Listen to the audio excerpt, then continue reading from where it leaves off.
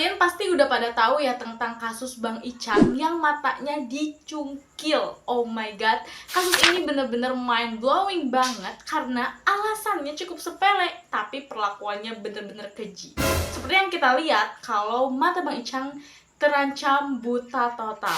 Nah, buat kalian yang penasaran tentang alur atau kronologi lengkapnya, di video kali ini aku akan ngebahas kronologi lengkap tentang Bang Icang ini dari awal sampai berita terkini. So, buat kalian yang penasaran, langsung aja yuk let's enjoy my video.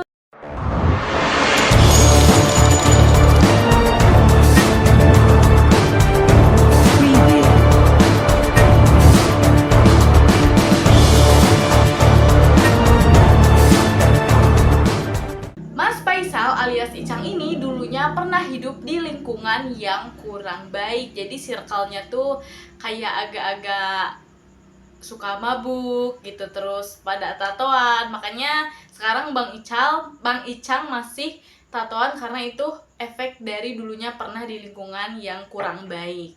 Nah, tapi kalian jangan ngejudge ya, karena itu kan masa lalu. Kita juga punya masa lalu masing-masing kan. Oke, lanjut. Nah, pada saat masih di lingkungan kurang baik itu, Bang Icang punya temen tuh, cowok. Kita kasih nama samaran aja ya, biar gampang. Namanya tuh Arif. Ingat, ini nama samaran ya guys. Nah, terus si Arif itu punya pacar, namanya Resti. Nah, Bang Icang, Arif dan Resti ini suka main tuh bareng, makan bareng, jalan bareng. Ya, pokoknya bisa dibilang mereka tuh dekat gitu. Singkat cerita, Bang Icang menikah dengan seorang perempuan, kemudian dikaruniai 2 orang anak. Nah, disitulah Bang Icang mulai hijrah, karena mungkin ngerasanya dia sekarang kan kepala keluarga, melihat anak-anaknya masa harus memberikan contoh yang kurang baik. Makanya Bang Icang hijrah dan meninggalkan lingkungan tersebut beserta teman-temannya. Makanya Bang Icang sejak saat itu udah nggak ada kontek-kontekan lagi, nggak ketemu-ketemu lagi sama Arif dan Resti ini. Nah, dalam rentang waktu yang cukup lama ini, ternyata banyak hal yang terjadi. Salah satunya adalah Bang Icang bercerai dengan istri pertamanya. Nah, untuk kedua anaknya, mereka ikut bersama ibu kandungnya, dan kalau hari Sabtu Minggu, mereka bermain bersama Bang Icang. Jadi meskipun bercerai, hubungan mereka tetap baik-baik aja. Terus, Bang Icang juga menikah lagi nih dengan istri kedua. Tapi istri pertama juga tahu, dan hubungan istri pertama dan anak-anak mereka juga tetap baik ya guys. Komunikasinya bener-bener baik, gak ada masalah sama sekali. Tapi guys, ya namanya juga hidup, gak ada yang tahu. Singkat cerita, di September 2024 kemarin, Bang Icang mengalami konflik dengan istri keduanya, yang mana hal ini menyebabkan mereka dalam proses penceraian.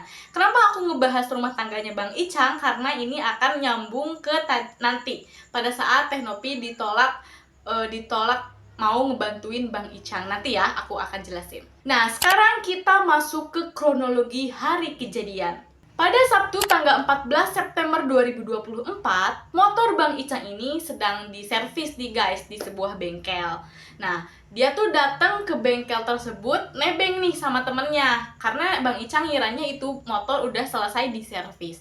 Tapi pada saat nyampe di bengkel, ternyata motornya belum selesai guys, dan temennya yang nganterin itu udah pergi gitu, jadinya dia sendiri. Nah, ternyata bengkel itu juga teman-temannya Bang Icang juga, tapi ini lingkungannya yang dulu kurang baik itu.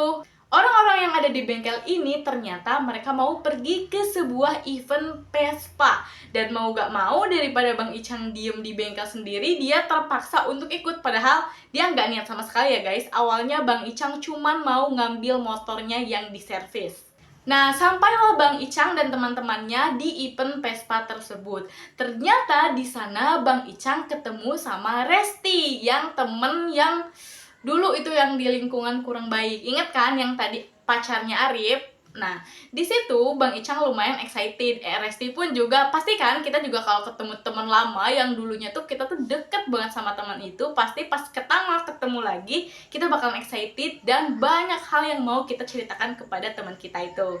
Nah, awalnya Bang Icang tuh say hi kan ke Resti juga say hi. Ternyata Resti itu sedang berada di grup Vespa yang lain gitu. Jadi kalau di grup ini, Icang tuh nggak tahu, Bang Icang tuh nggak kenal sama sekali kecuali sama Resti.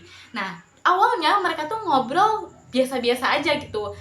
Orang-orang yang sama Resti juga, mereka kayak ngumpul, terus keadaannya asik-asik aja, nggak ada yang aneh, nggak ada yang gimana-gimana gitu ya. Makanya Bang Icang sama Resti tuh ngobrol ya asik-asik aja. Mereka ya pastinya ngobrolin si Arif nggak sih? Karena kan sekarang Resti udah jadi mantannya Arif. Terus ya pastinya kepo dong sama mantannya. Pasti yang diomongin itu bukan hal-hal yang mengarah ke percintaan tentang Resti dan Bang Icang. Enggak, ini lebih ke ngomongin si Arif gitu ya. Jadi emang konteks pembicaraannya itu bukan hal-hal yang berbau ke perselingkuhan dan yang lainnya. Ini mah emang temen dan temen aja, real temen. Bang Icang sama Resti itu ngobrol lumayan lama, katanya sekitar 1 jaman. Dan ternyata teman-teman Resti ini sedang dalam keadaan mabuk yang makin lama mabuknya itu makin parah. Dan tiba-tiba Bang Icang dipukul dari belakang menggunakan tangan sampai akhirnya Bang Icang pingsan. Setelah pingsan, mereka malah mengeroyok Bang Icang guys. Terus kedua bola mata Bang Icang itu dicungkil.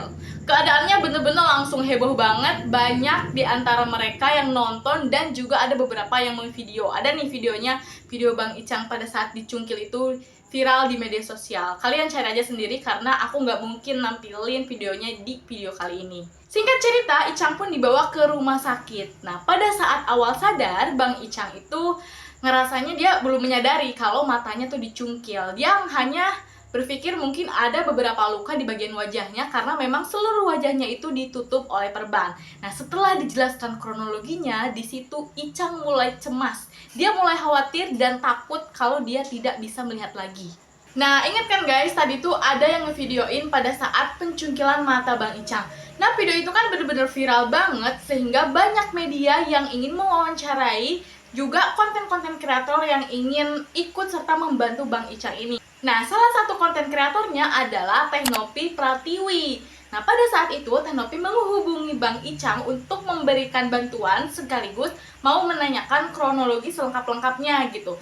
Tapi pada saat itu Bang Icang memang sedang dalam proses pemulihan, terus sibuk dengan proses perceraian yang tadi aku jelasin di awal. Nah, di sini nyambungnya. Makanya keluarga Bang Icang ini menolak bantuan Teh Nopi. Tak lama kemudian, salah satu pelaku menyerahkan diri. Dia mengatakan melakukan hal tersebut karena kesal kepada Bang Icang telah memukul Resti menggunakan botol minuman. Padahal seperti yang aku ceritakan di kronologi yang tadi, bahwa mereka itu lagi santai-santai ngobrol, tiba-tiba Icang dipukul dari belakang. Bukan Icang duluan yang memukul botol ke Resti, ya kan?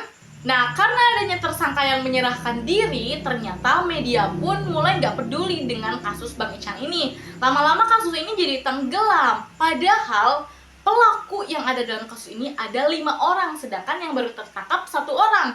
Terus pernyataan dari pelaku juga tidak sesuai dengan kenyataannya.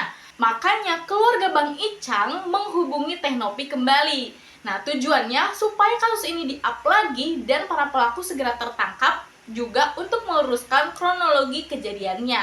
Nah, Teh Nopi pun langsung gercep tuh bantuin Bang Icang. Yang akhirnya alhamdulillah Bang Icang juga diundang di podcastnya Bang Densu, dan boom, berita ini ke-up lagi dan alhamdulillah juga kasus ini lagi dalam perkembangan lebih lanjut. Nah, ternyata selain ke-up lagi kasusnya, alhamdulillah ternyata Bang Icang juga diberikan bantuan donasi dari Yayasan Teh Nopi, dari gift YouTube-nya Teh Nopi, dari gift YouTube-nya Bang Densu juga. Ini netizen baik banget guys. Tanpa Bang Icang minta, mereka memberikan sebagian rezekinya untuk membantu Bang Icang. Pertanyaannya, kan dari awal Bang Icang minta bantuan Teh Nopi cuma buat nge-up kasusnya ya.